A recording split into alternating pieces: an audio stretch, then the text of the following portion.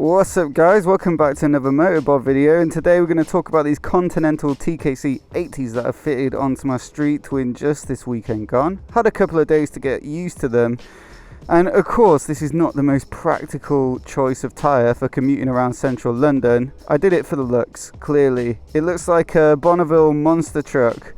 I absolutely love it. Look how knobbly those are, big and beefy. And even beefier on the back. I posted a couple of photos up on Instagram and you know, I think the looks wise probably quite divisive, not for everybody, but some people really like them. But the most common question that came up was, how do they handle on the road? So today I thought I would invite you on my commute home, and I'll tell you a little bit about them.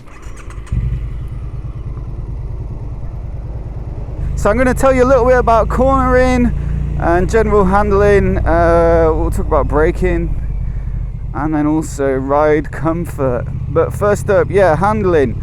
Now, even before you start rolling on the bike, you'll notice that the front feels heavier and a little bit less cooperative when it comes to turning the bars. One of the reasons why is probably because of the extra rubber on these tires. Like, they're bigger, they're chunkier, they're going to weigh more. But also I fitted a 110mm wide tyre onto the front, and the stock tyres are 100.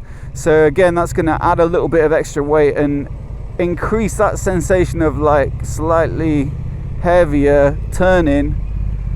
One of the other things though might be the sort of knobbles or knobs on the tyres.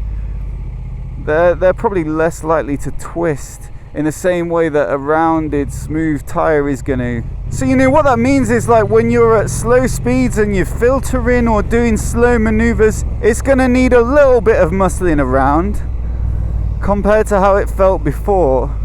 But also when you're cornering at faster speeds, to me anyway, the kind of turning of the bars, the actual initial turn, whether that's counter steering or not, feels slightly heavier.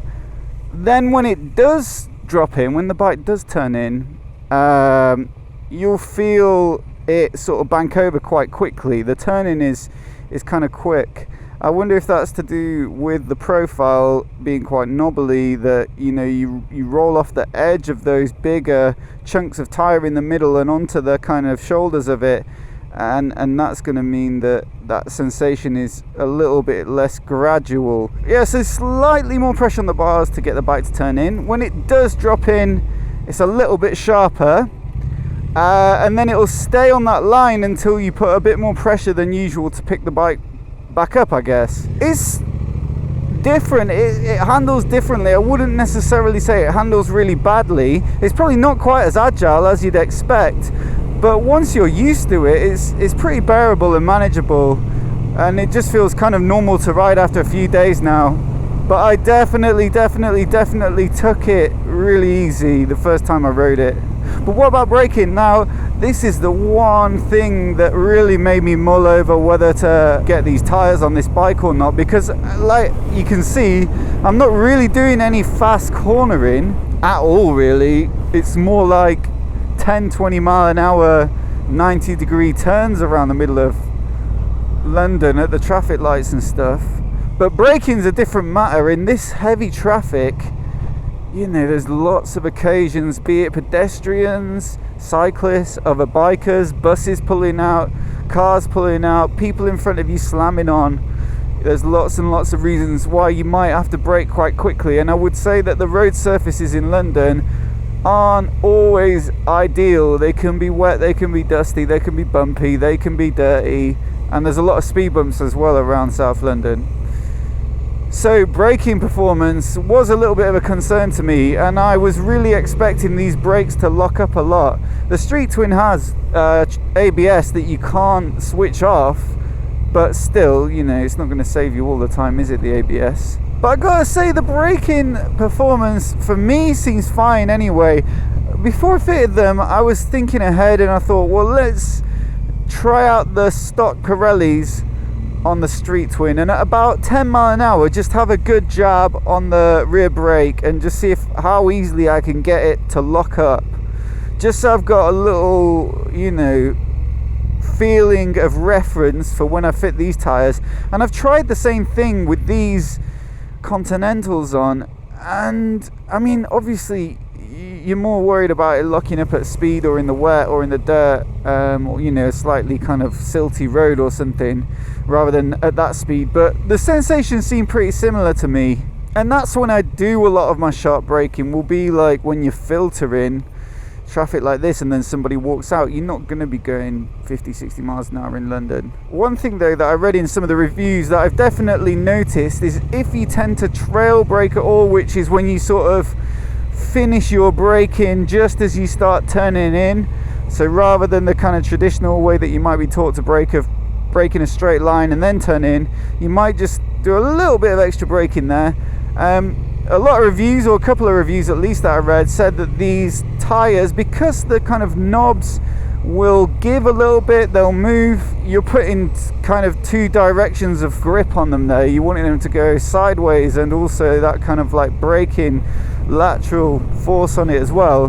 The kind of reviews said that it can start to feel a little bit mushy, and definitely on the front I've noticed that when the weight's over the front and you're turning in, you sort of, I don't know, it might be the kind of heavy turning in as well, but it just doesn't feel particularly like responsive. You don't get as much feedback. It doesn't feel quite as good. I'm not sure if I was like conscious of trail braking before, or whether I just did it a little bit anyway, but it's definitely something that I've had to think about after reading those reviews and kind of feeling it for myself. I'm a bit more conscious of like getting my braking done and then turning and letting the bike roll around the corner a bit. Again, you know, I think I said this with the handling. If I was riding a lot of twisties, if this was a weekend bike and I just wanted to go out and ride in a group a little bit faster, or if I commuted on B roads, then obviously there are way better choices. Some road tyres, some sports tyres, but this is just a posing machine for central London.